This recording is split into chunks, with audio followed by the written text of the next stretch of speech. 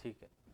देखो, हाल ही में दिल्ली में विधानसभा चुनाव हुए हैं 2025 में, जिसमें बीजेपी को जीत मिली है। आज अपने चर्चा करेंगे बीजेपी की जीत का क्या कारण था और आम आदमी पार्टी की हार का क्या कारण था और किस दिग्गज ने क्या कहा। इसके ऊपर अपने दिल्ली का अगला सीएम कौन होगा और दिल्ली में क्या क्या घोषणाएं होने वाली हैं, कंपटीशन की दृष्टि से भी इसके अपने प्रश्न निकालेंगे। ज़्यादा इसको, मैं कोई राजनेता नहीं हूँ, राजनीतिक दृष्टि से नहीं देखेंगे, अपने कंपटीशन लेवल का ये कैसा मामला है।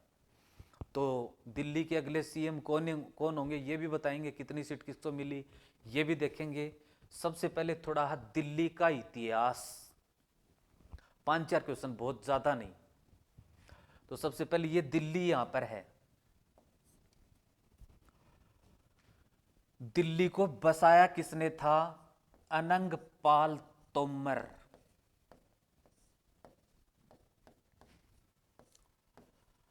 अनंग पाल तोमर, तोमर वंश का एक राजा था, उसने दिल्ली को बसाया था।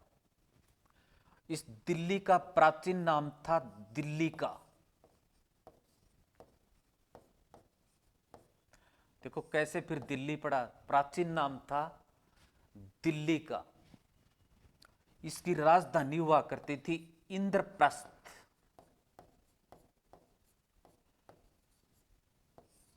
इंद्रप्रस्थ। अपने राजनीति के बारे में भी चर्चा करेंगे, थोड़ा कंपटीशन के भी बारे में चर्चा करेंगे कि इसमें से पर्सन कैसे बन सकते हैं। इंद्रप्रस्थ। फिर दिल्ली से पहले भारत की राजधानी कहां पर थी? कलकत्ता।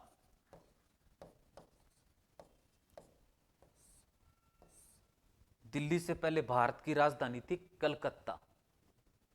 1911 में ब्रिटेन का सम्राट आया जॉर्ज पंचम। ब्रिटेन का सम्राट आया जॉर्ज पंचम, क्योंकि हम अंग्रेजों के गुलाम थे। जॉर्ज पंचम ने कलकत्ता से दिल्ली राजधानी स्थानांतरित करने की घोषणा की 1911 में। फिर 1912 में लॉर्ड हार्डिंग, लॉर्ड हार्डिंग ने कलकत्ता से राजधानी बना दी दिल्ली। 1911 में तो घोषणा की थी जॉर्ज पंचम ने, 1912 में लॉर्ड हार्डिंग ने राजधानी बना दी दिल्ली। अब देखो, दिल्ली से स्पर्श करने वाले राज्य, यानी कौन कौन से राज्य स्पर्श करते हैं? 3 राज्य स्पर्श करते हैं। ये यूपी, ये हरियाणा एचआर, और ये राजस्थान। 3 राज्य स्पर्श करते हैं। अब दिल्ली का वास्तुकार कौन था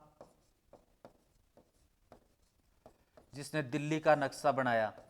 एडवर्ड लुटियंस। इसलिए दिल्ली को लुटियंस शहर भी कहते हैं, क्योंकि एडवर्ड लुटियंस इसका वास्तुकार था। इसलिए दिल्ली को लुटियंस शहर भी कहते हैं। दिल्ली को रेलियों का शहर भी कहते हैं। फिर देखो, अगला प्रश्न इसके ऊपर यह बनता कि दिल्ली को एनसीआर का दर्जा, यानी राष्ट्रीय राजधानी क्षेत्र का दर्जा कब दिया गया? एनसीआर का दर्जा, नेशनल कैपिटल रीजन, राष्ट्रीय राजधानी क्षेत्र का दर्जा, तो यह दिया गया 69वें संविधान संशोधन 1991 में।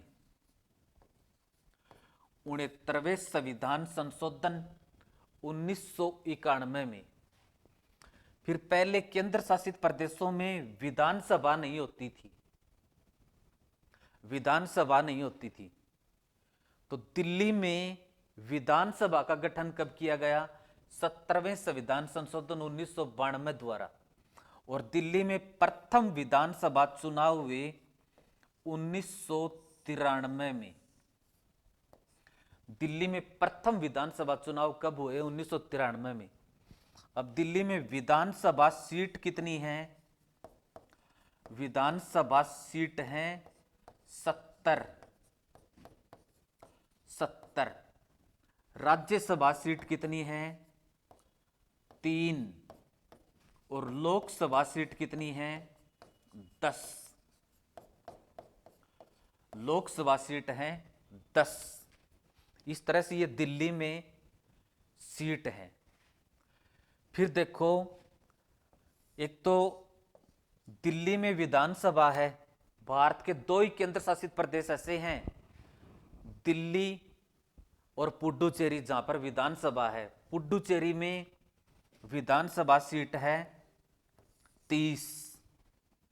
और जो केंद्र शासित प्रदेश होते हैं उनका मुखिया कहलाता है प्रशासनिक प्रमुख। और दिल्ली और पुडुचेरी का जो प्रशासनिक प्रमुख होता है उसको कहते हैं लेफ्टिनेंट गवर्नर, उपराज्यपाल। उपराज्यपाल, ठीक है। अब बात करते हैं वर्तमान स्थिति की। 2025 के चुनाव में बीजेपी को 27 साल बाद, 27 वर्ष बाद और दिल्ली में विधानसभा में बहुमत मिला है। 27 वर्ष बाद बीजेपी की सीट 48, आम आदमी पार्टी की सीट 22, यानी बीजेपी को पूर्ण बहुमत मिला है। आम आदमी पार्टी की सीट 22। आम आदमी पार्टी ने पहले अरविंद केजरीवाल कांग्रेस के समर्थन से 49 दिन मुख्यमंत्री रहे, फिर उन्होंने समर्थन वापस ले लिया। समर्थन वापस ले लिया तो दोबारा विधानसभा चुनाव हुए, जिसमें आम आदमी पार्टी की जबरदस्त जीत हुई, और वो भी 2014-15 में, उस समय जब मोदी लहर थी। फिर 2019-20 में भी जब मोदी का प्रभाव था तो भी आम आदमी पार्टी की जीत हुई। इस तरह से 3 बार दिल्ली के मुख्यमंत्री बने अरविंद केजरीवाल। पहली बार 1949 में, पहली बार 49 दिन, फिर 5 वर्ष। पहले कार्यकाल में इसने ठीक ठाक काम किया, लगभग जनता को संतुष्ट किया। चिकित्सा, स्वास्थ्य, इन क्षेत्रों में खास करके इसने बताए तो बहुत ज्यादा, लेकिन कुल मिलाकर के जो पत्रकार, राजनीतिक विश्लेषक हैं वो इससे संतुष्ट थे।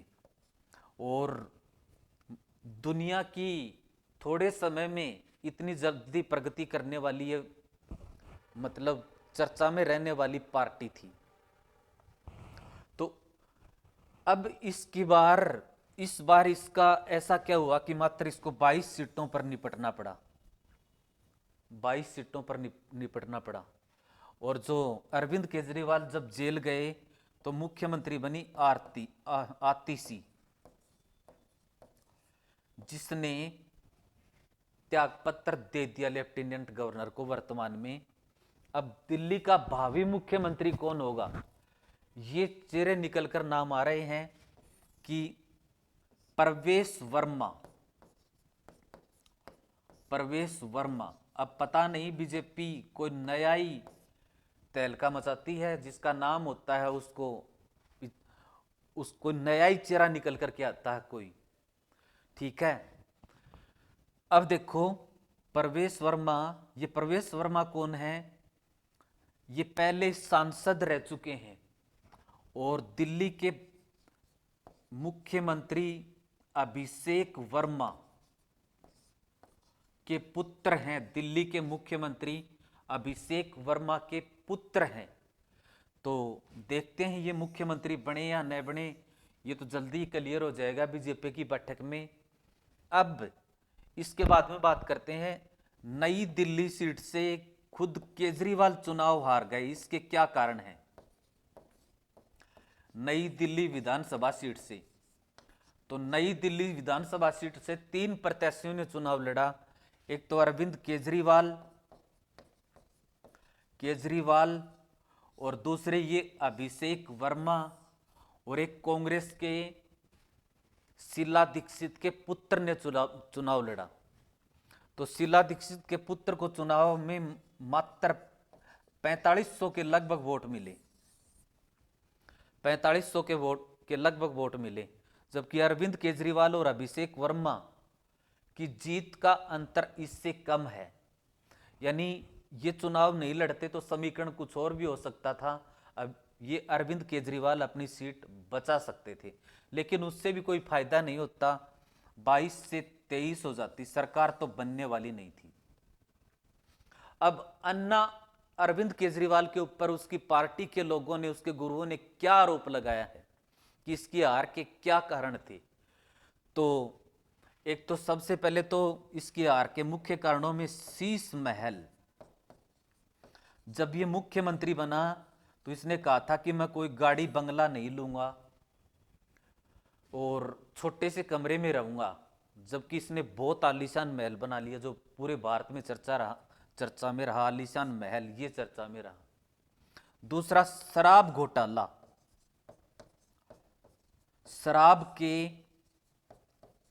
शराब घोटाला, शराब के बहुत लाइसेंस इसने जारी किए। तीसरा, इसने पिछले चुनाव में वादा किया था कि मैं यमुना नदी को साफ कर दूंगा। यमुना नदी सफाई, क्योंकि दिल्ली यमुना नदी के किनारे ही बसा हुआ है और यमुना में इतना कचरा है, ये अपने वादे पर खरा नहीं उतर पाया। इस बार के चुनाव में इसने कहा कि मैं अब की बार साफ कर दूंगा, लेकिन जनता को कहां पर भरोसा था जब ये पीछे ही सफल नहीं हो पाया। इसके अन्ना आंदोलन में जो राजनीतिक गुरु थे, इसके साथी थे, उन्होंने क्या कहा। अन्ना हजारे जो उसके गुरु थे, उसने कहा कि शुरू में अरविंद केजरीवाल ठीक थे, लेकिन सत्ता के मोह में ये इतने पागल हो गए कि मैं दिल्ली की राजनीति को बदल दूंगा। तो ये ठीक नहीं था। एक तो इसको अन्ना हजारे का श्राप लगा, जो अन्ना आंदोलन राजनीति में प्रवेश करने के लिए नहीं आया था, राजनीतिक मुद्दों को उठाने के लिए, समाज सेवा करने के लिए वो आंदोलन था। दूसरी बात, कुमार विश्वास जो उसके अरविंद केजरीवाल के मित्र और साथी रह चुके हैं, उन्होंने भी 7 साल पहले आम आदमी पार्टी से किनारा कर लिया था और अब वो अपना तर्क दे रहे हैं कि मुझे विश्वास था ये दुर्योधन ज़्यादा दिन तक टिकने वाला नहीं है, उसने ये कहा है। चलो, राजनीति में जो भी पक्ष विपक्ष होता रहता है। फिर अरविंद केजरीवाल का कहना है वर्तमान में कि हम विपक्ष का काम करेंगे, हम समाज सेवा का काम करेंगे और मैं फिर से चुनाव लड़ूंगा। ये बात कहां तक सत्य है, दिग्गजों ने इसके बारे में क्या कहा है, उनकी क्या क्या राय है, वो देखो। तो खुद अन्ना हजारे ने से पूछा गया कि अरविंद केजरीवाल कह रहे हैं कि मैं दोबारा चुनाव लड़ूंगा, तो उसने क्या कहा कि अरविंद केजरीवाल का लोग कैसे विश्वास करेंगे, उसको अपने चरित्र का, अपने व्यवहार का सुधार करना पड़ेगा। एक तो ये, क्या अरविंद केजरीवाल शीश महल छोड़ देंगे? शीश महल छोड़ना होगा और अपना जीवन एक सामान्य आदमी की तरह से बिताना होगा, तभी लोग विश्वास करेंगे। उसको अपने व्यवहार, चरित्र को साफ करना होगा, ठीक है। तो इस तरह से कुछ लोगों ने कह दिया कि भाई आम आदमी पार्टी का अंत हो गया। इसको अंत तो नहीं कह सकते, राजनीति में कुछ भी उठापटक चलता रहता है, लेकिन ये जनता इससे संतुष्ट नहीं, इसने अपना विश्वास खो तो दिया ही है, इतना जरूरी है। तो इतनी जल्दी आम आदमी पार्टी जिसने प्रोग्रेस की, उसके पतन के क्या कारण रहे होंगे, इस तरह से राजनीति से हमें क्या शिक्षा मिलती है, किस तरह से राजनीति करनी चाहिए, राजनीतिक मुद्दों के ऊपर वो खरे नहीं उतरे, मुख्य कारण यही है। फिर अरविंद केजरीवाल और आतिशी ने ये कहा है कि वर्तमान में हम क्या करेंगे। आतिशी जो अरविंद केजरीवाल के जेल जाने के बाद मुख्यमंत्री बनी थी कि हम जो योजना आम आदमी पार्टी ने लागू की थी उन योजनाओं को बीजेपी द्वारा बंद नहीं होने देंगे। फिर बीजेपी ने ये नारा दिया था कि हम महिलाओं के खाते में प्रति माह 2,500 रुपये डालेंगे, वो भी हम पूरा करवाएंगे। और 8 मार्च को है विश्व महिला दिवस। 8 मार्च तक हम दिल्ली की महिलाओं के खाते में बीजेपी सरकार द्वारा 2,500 रुपये डलवा देने का दबाव गिरेंगे, यानी डलवा कर रहेंगे, यानी विपक्ष की हम एक सकारात्मक भूमिका निभाएंगे। ठीक है, तो ये दिल्ली के विधानसभा चुनाव राजनीतिक मुद्दों पर थोड़ी चर्चा हुई। मैं किसी भी दल का समर्थक नहीं हूँ, न बीजेपी का न आम आदमी पार्टी का। जो भी बात थी हम उसके पक्ष में हैं। मैं ये भी नहीं कहता बीजेपी अच्छी है, आम आदमी पार्टी अच्छी है। अटल बिहारी वाजपेयी ने कहा था कि पार्टियां आएंगी जाएंगी, पार्टियां बनेंगी बिखरेंगी टूटेंगी, लेकिन इस देश का लोकतंत्र अमर रहना चाहिए। इस देश लोकतंत्र को बढ़ावा मिलना चाहिए।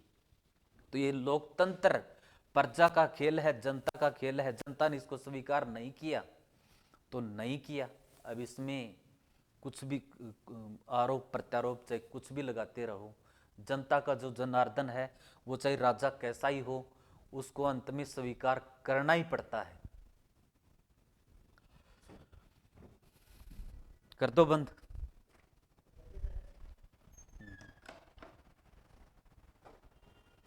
कितने मिनट की बनी?